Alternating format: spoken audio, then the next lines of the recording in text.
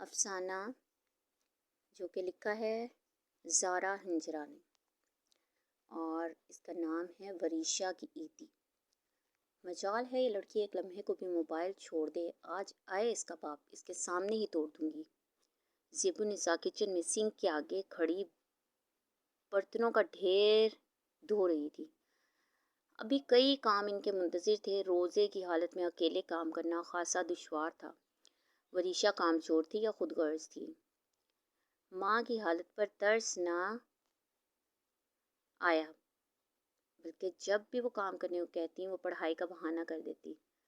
اب زیب النساء کو لگتا تھا کہ بچوں کو بچپن سے ہی ایک دائرے میں رکھنا چاہیے، ورنہ بڑے ہو کر وہ ہاتھوں سے نکل جاتے ہیں۔ چند ثانیے کے بعد وریشا کمرے میں سے نکل کر ماں کے پیچھے آ کھڑی ہوئی۔ زیب النساء نے نظر انداز کرتے ہوئے سر جھٹکا۔ جانتی تھی کوئی غرض ہی لائی ہوگی ماں کے پاس۔ پتہ ہے آپ کو آبرش کے سسرال سے کتنی اچھی عیدی آئی ہے اس کی؟ انہیں اس کا للچاتا انداز، ندیدہ پن سخت برا لگتا تھا۔ یہ دیکھیں اس نے اسٹیٹس لگایا ہے، کیا بتاؤں امی، برانڈڈ کپڑے، جوتے، جیولری، چوڑیاں، مہندی، مٹھائیاں، پھل، میک اپ کا سامان اور نہ جانے کیا کیا۔ وہ ایسے خوش ہو رہی تھی جیسے عیدی آبریش کی نہیں اس کی آئی ہو۔ جاؤ جاؤ بی بی، میرا سر نہ کھاؤ، وہ تل ملا گئیں۔ ایسی بے شرم اولاد ہے، اتنا نہیں کہ ماں کا ہاتھ بٹا دے۔ لگی مجھے قصے کہانیاں سنانے، مگر وریشا انتہائی ڈھیٹ بنی اپنی سلکی بالوں سے کھیلتی وہیں کھڑی مسلسل دانت نکال رہی تھی، جس کا مطلب تھا کہ اس کے ذہن میں کوئی بات چل رہی تھی۔ میں بھی عمر سے پوچھتی ہوں وہ لوگ کب میری عیدی لا رہے ہیں؟ اوہ، تو آبریش کی عیدی کا قصہ بلا وجہ نہیں سنایا جا رہا تھا۔ وہ گلاس پٹک کر مڑی۔ خبردار، تم نے میری عمر سے ایسی کوئی فضول بات کی، انہوں نے سختی سے تنبیہ کی۔ ارے امی، آج 19واں روزہ ہو گیا ہے، ان لوگوں کی طرف سے کوئی خیر خبر نہیں۔ اس نے منہ بنایا۔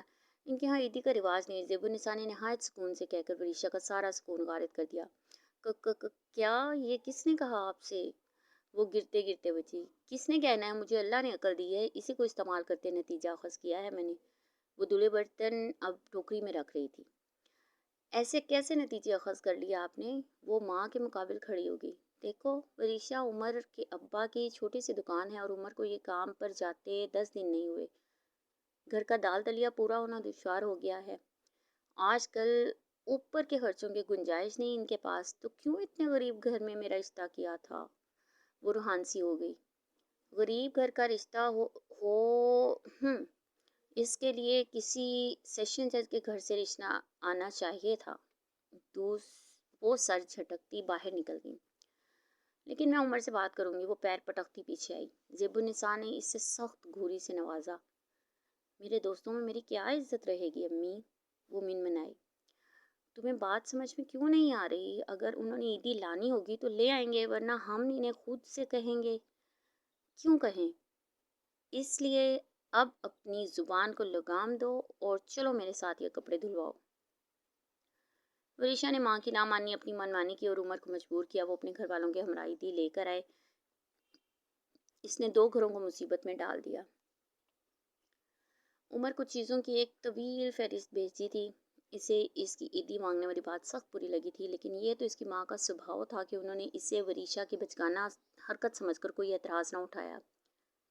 شاید اس کی وجہ یہ بھی تھی کہ وہ وریشا کی امی کی دور پرے کی رشتہ دار تھیں، ورنہ وریشا کو اس کا منہ کھولنا مہنگا بھی پڑ سکتا تھا۔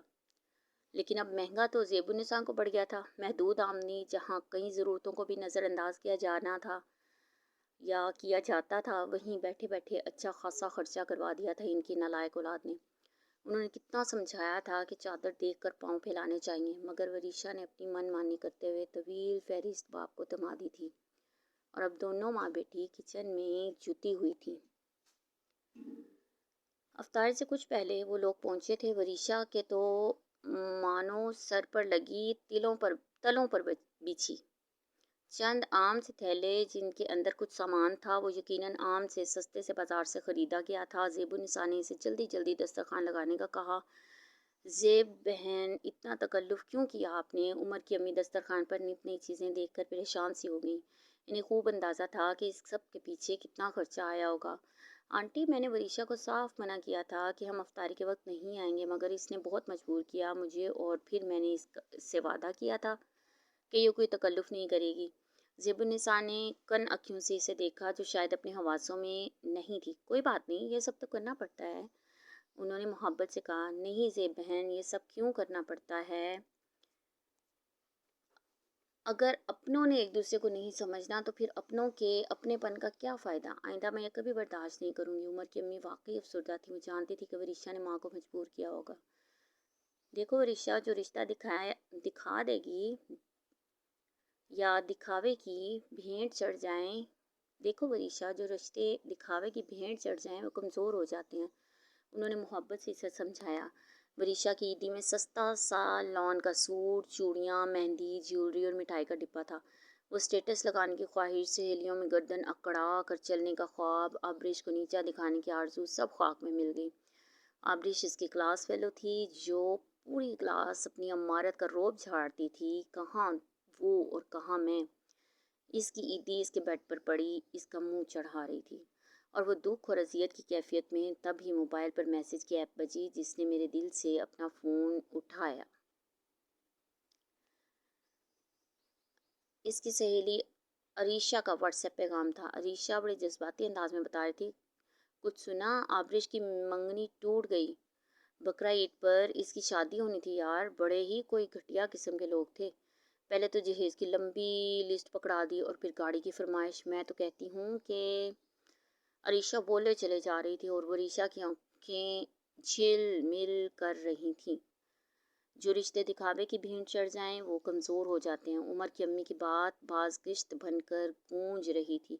इसने लपक कर अपनी ईदी का जोड़ा उठाया और इसे अपनी आंखों से लगाया। मेरी ईदी तो सबसे बेस्ट है। वो मुस्कुरा दी।